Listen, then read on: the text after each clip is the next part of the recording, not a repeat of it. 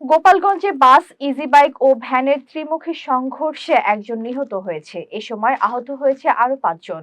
আজ সকাল 10টায় ঢাকা খুলনা মহাসড়কে গোপালগঞ্জ সদর উপজেলার গোপীনাথপুর বাসস্ট্যান্ড এলাকায় এ দুর্ঘটনা ঘটে। বিষয়টি নিশ্চিত করেছেন highway police sergeant Mohammad Abdul Gaffar. Ricky শেখের তথ্যচিত্রে বিস্তারিত।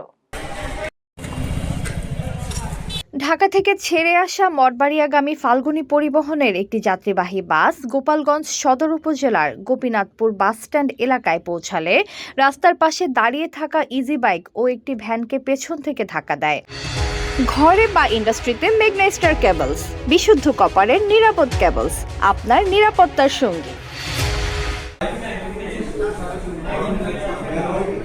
এ সময় ঘটনাস্থলেই ঝন্টু মোল্লা নামে এক ব্যক্তির নিহত হয়। আহত হয় ইজি বাইকের চালক সহ 5 জন যাত্রী। গোপালগঞ্জ মেডিকেল কলেজ হাসপাতালে নিয়ে যাওয়া হয়। নিহত ঝন্টু মোল্লা সদর উপজেলার গোপীনাথপুর গ্রামের মৃত আলী আকবর মোল্লার ছেলে।